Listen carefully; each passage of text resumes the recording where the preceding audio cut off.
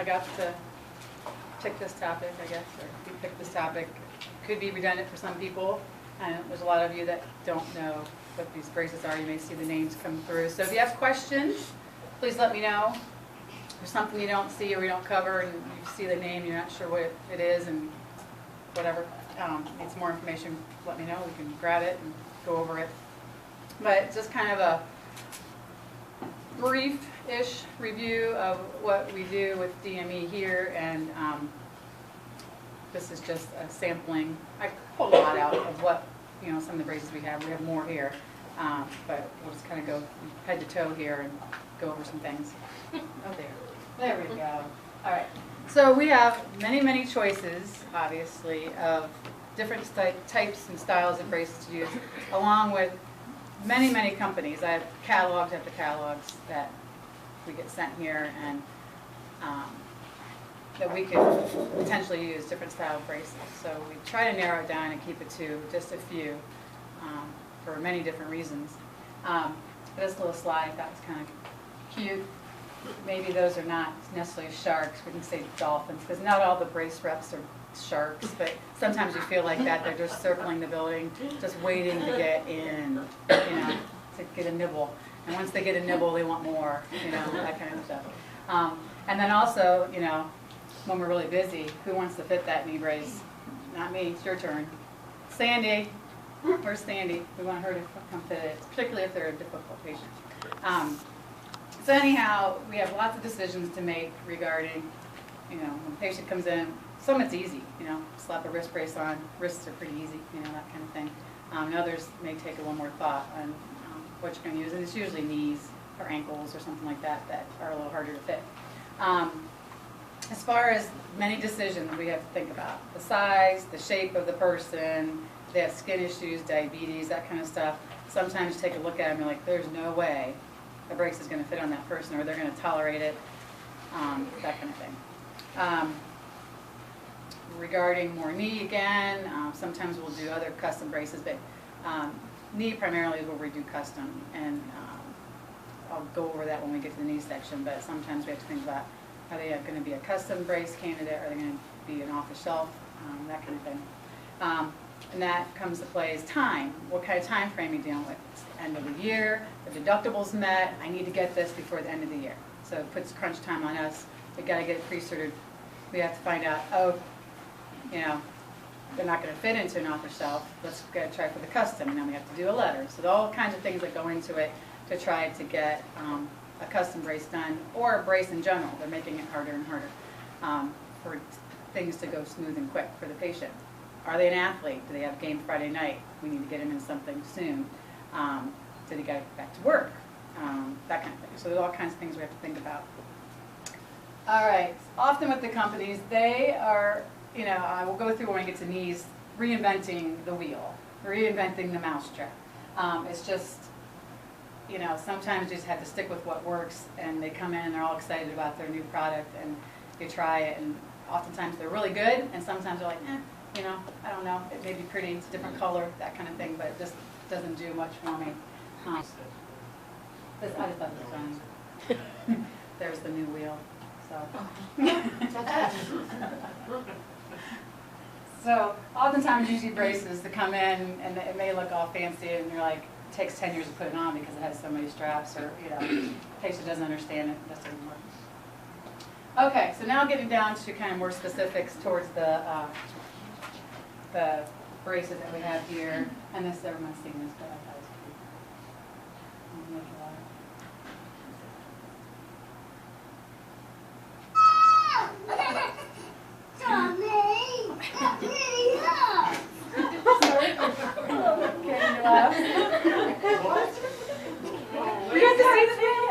It hurts real bad. So regarding fingers and hands, we have, a ton of things. For those of you who maybe are billing, I'm like, do you even know what a Silipost digital cap is? No. It's just a little protective little guy. It has silicone on the inside. Dr. Morris is using these a lot more for toes, using them for fingers and things. And a little Stax finger splint.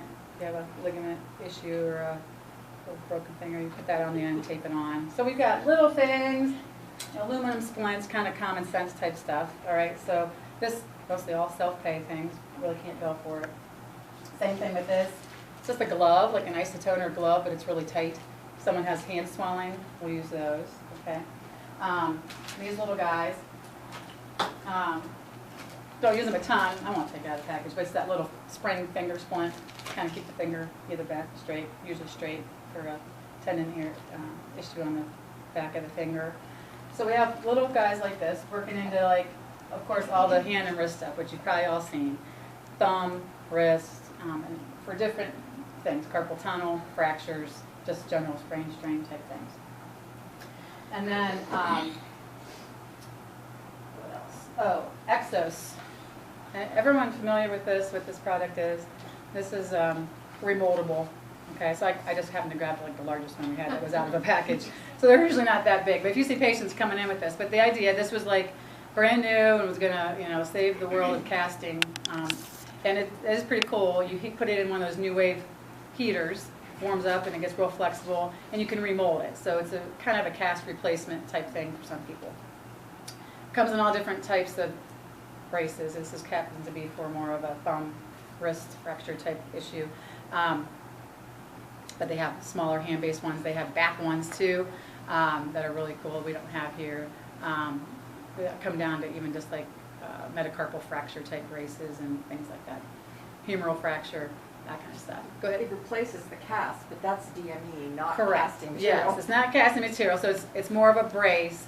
But the nice thing is, if you have a patient comes in and they need to be adjusted in a different position, you can heat it back up and you reuse it.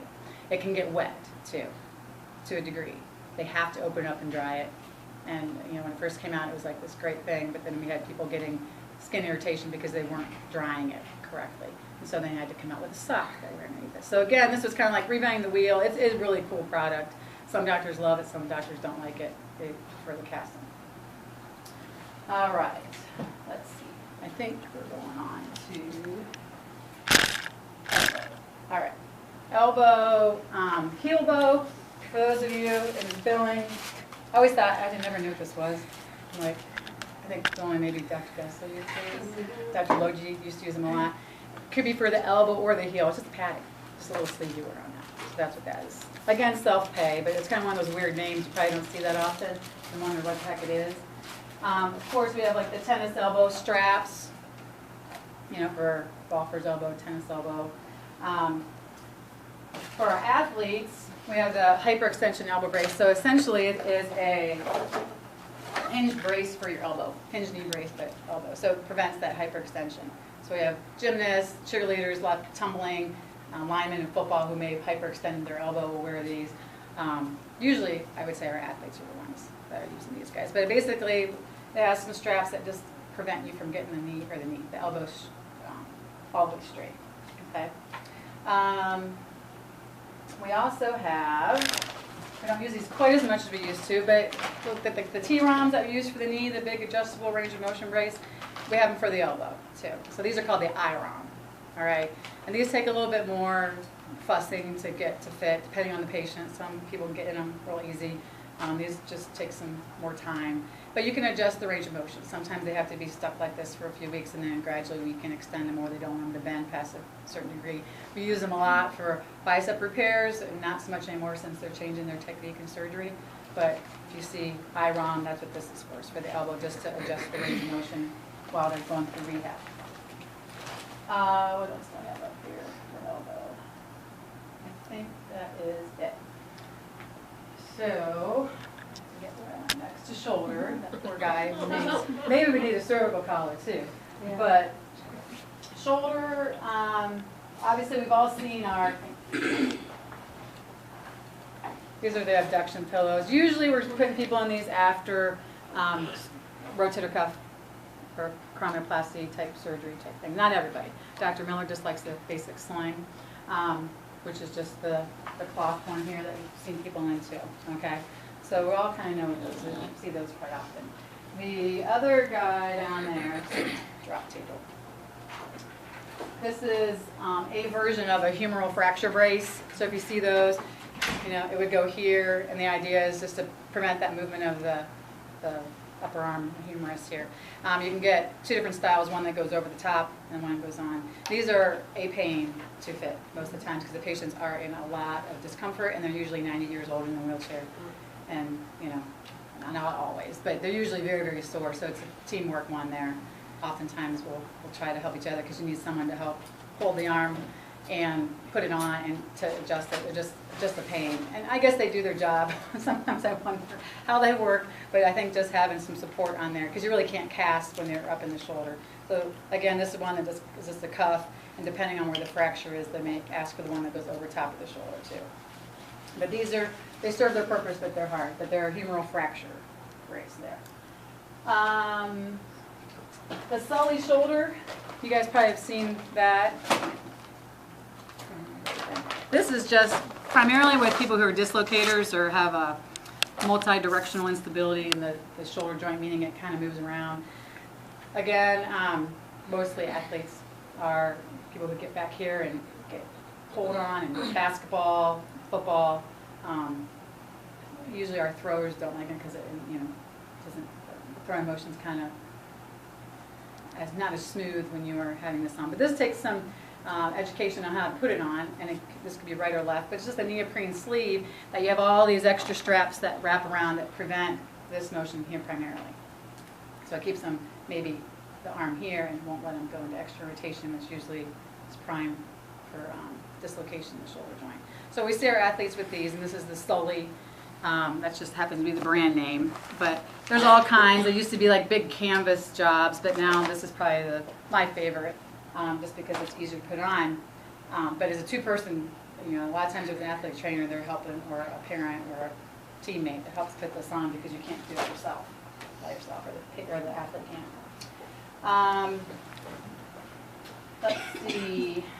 I think we're moving on. Any questions so far? Neck and back. Oh, yes. This guy maybe needs all kinds of. He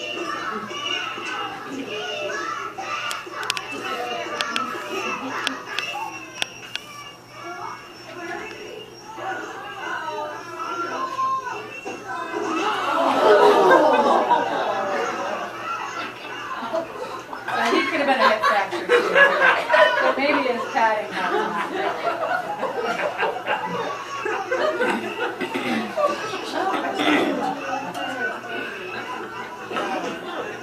I think you survived, but maybe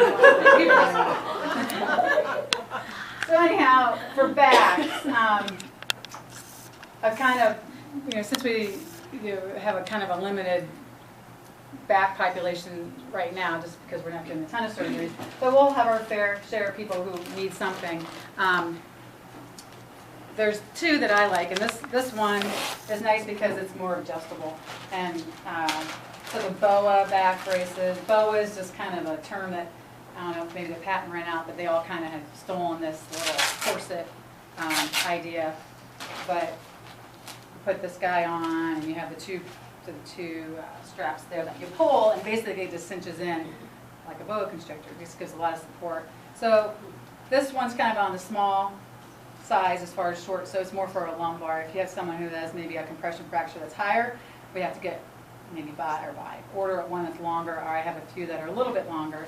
And if they're really bad, then they go see Yankee, or maybe I'll bring the rep in and they can help us out if they need a different size. But for the most part, this is nice because it's easy to adjust for the patient.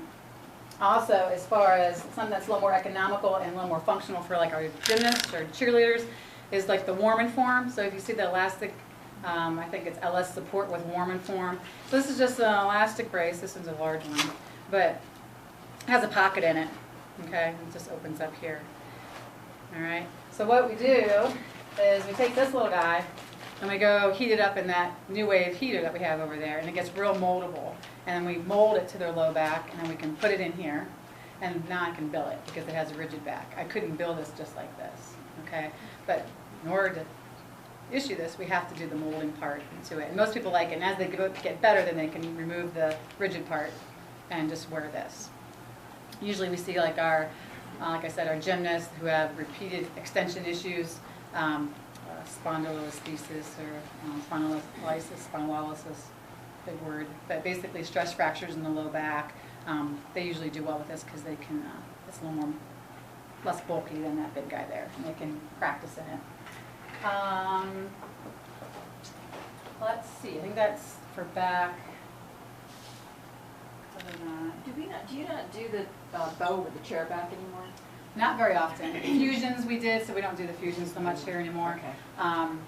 They're pretty bulky, and like that one that's a little higher, so a little bit different coat, it works just as well. Okay. So, hip, there's not a whole lot for hip, for braces. They do have some things out in the market that we don't use. There are, for some people who have maybe like upper hamstring issues or more tendon type things, we have some exercise trunks that we can get into the patient. But oftentimes I'm having them order that on their own because it's cheaper. But it's kind of like compression shorts, that kind of stuff. All right, knee. So the knee is a ton. I mean, we can go on and on for knee. But essentially, the big thing is our T-ROMs. So we've all seen patients walking in with this big, long, adjustable brace that's a pain to fit for the most part. It takes some time to get it correctly because otherwise it's going to fall down the patient's knee. And some education on how they can adjust it at home, particularly if they are living in it. If they're sleeping in it and having to have it on anytime they're up and about, the thing's going to move down, just getting it on and off chairs and beds and in and out of cars if things slides. But these are, I think Debbie knows, has been picked on the last year as far as getting reimbursement, and they're being very really picky about documentation, and we've talked about that. So again, this is the T-ROM. We use it a lot for a lot of different things. It could be fractures in the knee and the tibial plateau fracture, quadricep tears, ACL post-op, meniscal repairs, patellar tendon ruptures and repairs. Sometimes Dr. Wimmer's using it a lot just for stability for some of his revisions. The patients are weak and he just to protect them. I think the probably key in the documentation is instability. Yes, yeah, and we have to have the instability, yeah. And there's a whole criteria list that we could go over and over and over, and it seems to be evolving all the time. Simple little knee stuff, the Chopat strap. It's called Chopat because I think it was the original strap, but all the companies have their own little version. That's a simple strap that you wear for patellar tendonitis. We've got just, again, self-pay. We've got the old knit knee support that some people just want something to give them some compression, and that's this. And it's just an elastic knee sleeve, and that's all some people like. And again, it's kind of a self-pay thing that they could potentially find elsewhere, but a lot of times they're like, well, I'm here, I'll get it from you guys, and that kind of thing. So that sometimes does the trick for someone who doesn't want a big bulky brace. We've got just our basic hinge knee brace that goes, you know, again, these are just, everything has their own name, which is hard too when we change manufacturers, and it gets confusing. So we're going to call this the basic hinge brace, and then we have like a long hinge brace. So this has two straps, okay, and you can get them to pull on, you can get them to wrap on. And the long one would be for someone who's maybe just got more of an ACL or a MCL tear, and they don't really need a big frame. We just need to get something smaller, or they're, you know, they don't want something bulky. We can go to this, and again, it kind of depends on the diagnosis and the patient and cost. These are going to be a little cheaper. Getting into, again, like patellofemoral stuff, that's a whole world of its own, and if it helps the patient. And oftentimes we're doing that in therapy because we like to try them, because a lot of times they don't work. You know, there's a certain population that, you know, we could put it on at the day of the doctor's visit and they do fine with it. And there's a few that, if they're going to be in therapy, oftentimes we're just doing it over there to try, because there's a whole world of different styles. And some, you know, not every knee is created equal as far as how the kneecap sits in relation to the knee itself and how their muscular build is and that kind of thing. So there's a whole, every company has the new greatest thing. This is one that works for a lot of people. It's called the reaction brace. If you're in billing, you wonder what that is. This is just kind of one that wraps around and gives some compression, and a lot of people like it. And they have their own version that has like an OA component that you can give a little bit of pressure to one side of the knee or the other to kind of offload where maybe they have some arthritis. There's wraparound, there's pull-on, there's one with more straps. If the patient has a teeny calf and a large thigh, the thing's just going to slide down. This one I like because it has more straps to kind of keep the brace in place. The J brace that we have here a lot doesn't have that, and it tends to slide down some of the difficult knees. Now, this is a custom ACL brace. Actually, I lied. This is actually an OA brace, but it's essentially the same brace. They just switch out the custom on for DonJoy at least. And this is another. You know, you pick a color that's kind of cool. It's going to cost this company lifetime warranty on the frame and the hinge. Although patients aren't wearing it that long, but it's at least nice because if they do down the road have an issue with it, they'll replace it free. They also give us, I like to do the custom for ACLs, or someone who's had some maybe surgery where they've had some atrophy, some shrinking of the muscle. We'll put them in this, and they still may have a centimeter or two, sometimes more than that, 2 inches difference between right and left, you know, from the involved and uninvolved leg. And this company, DonJoy, will give us a free remake within 4 months. So it's really nice. They can get a whole new brace free of charge down the road if their girth changes, either bigger, smaller, lose weight, that kind of stuff. Swelling goes down, that kind of stuff. So I really try to go for the custom because it's, you know, kind of a no-brainer, particularly if they're an athlete. We'll go for that. If we don't have any luck with an off-the-shelf, we'll go to, and there's a whole, these are two, for no luck with the custom, we can do an off-the-shelf. And they're really good braces. They're essentially the same configuration, same hinge, just a different material. So it's an aircraft aluminum. This one's just a heavier frame. It's a little hard to bend if I do have to kind of mold it. If we don't have any luck with the custom, it just takes me a little more strength. This one you really can't bend at all. What is the difference between, you know, there's a lot of braces that are at like 1845. Yes. But we call them different things. What's the difference in the different braces? The hinges? For L1845, like L1845, 2 hinges, okay? And double upright. There's valgus control. If you read that whole description that's in the book, L1843 only has 1 hinge, and that's primarily an OA brace. It's just L1843, 2 hinges, 43, 1, 46. L1846 is a custom. So then the 1843, you can't bend your knee then? Oh yeah, you can. You can. I don't have one here to show you. Well, I can see it. Yeah, if you can just imagine one of these without a hinge here. And that's nice. The Brake has one that I really like.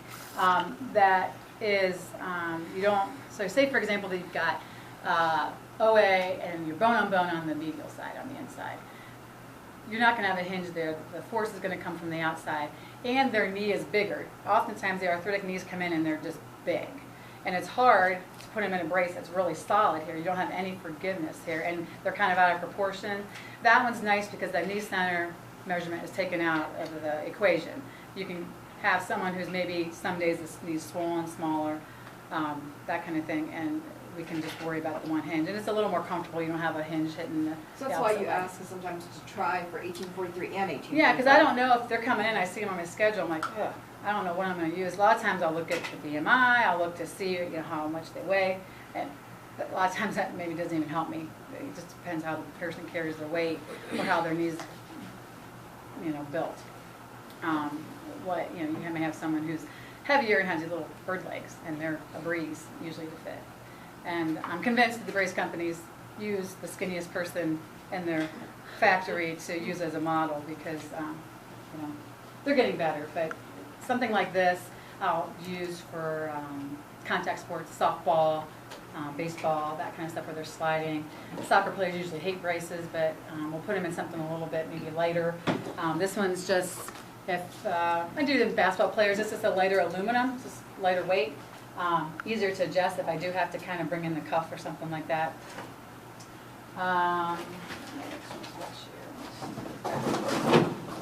This is the new one DonJoy came out with. That it's okay. It's another ACL brace. It's considered a custom one, but it's lighter weight. It just has a little grippier. Again, kind of reventing the wheel, making it a little more comfortable, a little more less bulky for the athlete. but that's just a sample custom one for that. And that's how it looks like. You don't get to pick a color. So if the patient wants to pick a color, we don't pick this one. And I don't use this one that often, just because there's just little certain things about that I just didn't care for, as far as I had to tinker with it too much. And if I got to do that, I'm going to stick with what I like, because we don't have time for the tinkering.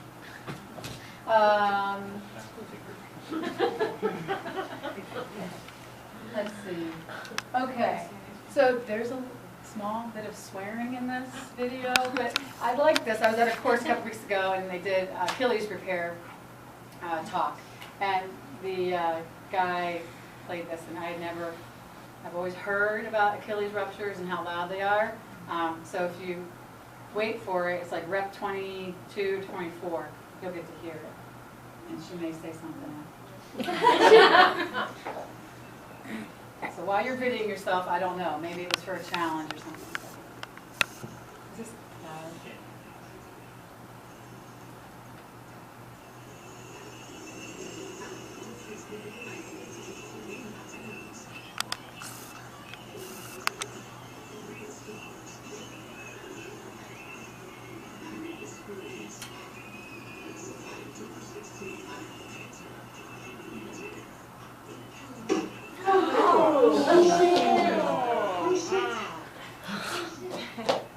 And it's cute because your poor little boy comes to the rescue and gives you ice, but so it's pretty nasty.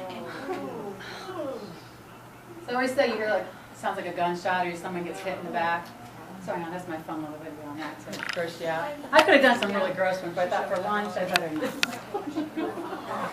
All right. So regarding that, yeah. So we all know our boots. So for the Achilles repair, they're either booting them, casting them. Sometimes, depends on the surgery or the doctor who's doing it. So we all know the boot, and this could be due for anything: bad ankle sprains, to fractures, to Achilles repairs, to all kinds. Short, high, depending on if it's more of a foot issue, they'll do the shorter one. Okay, the same code really doesn't matter as far as billing goes. What the code is, if it's tall or short, it's just a little more money for the tall one. So you've got Achilles tendonitis or plantar fasciitis. This is the night splint. Dr. Islander using a ton. We don't use them that much right now. But patients will wear these at night to keep their foot in this position to kind of keep it on a stretch so it's not so painful the next day. Usually the morning is worse for those people because you've been kind of pointed all night long. It's really hard to get up and walk around with it being stiff. We've got pads, billing, you know what that is? It's kind of a weird name, but basically it's a whole group of little felt pads for the foot. Heel lifts, metatarsal pads, that kind of stuff. They're just like little felt, depending on the size of the foot. The thing changes or what the doctor's willing to do. So we have these for heel lifts. You've got some Achilles tendonitis, a lot of times we'll put a heel lift in. This is an adjust-a-lift, meaning we can pull off a layer at a time, start you up a little higher and slowly lower you down if you have some tendonitis or things going on, or to equal out your leg length. We've got the post-op shoe. Dr. Morris uses a lot of these guys just to protect the foot and give some rigidity after procedures or for a fracture or something like that in the foot. We got the basic ankle lace-up for sprains, strains, that kind of stuff for the ankle. The old air cast, everyone has seen the air cast, I'm sure, for ankle sprains or fractures. Again, a lot of times they'll put these in or issue them to patients who've been in casts to kind of transition them back into walking or whatever. Dr. Morris is using some different inserts. It's just her preference, so there could be full length, it could be 3/4 length, just to give some support to the people who have maybe plantar fasciitis or foot pain. Spring steel inserts, that's kind of one of those weird ones that come through that maybe in billing, at least you're wondering what the world this is. But a lot of times, Dr. Gessler uses these a lot. It's just a steel, little thin, flexible plate, somewhat flexible, to give usually the great toe a little support. So some people have pain pulling or pushing off that great toe and give some support.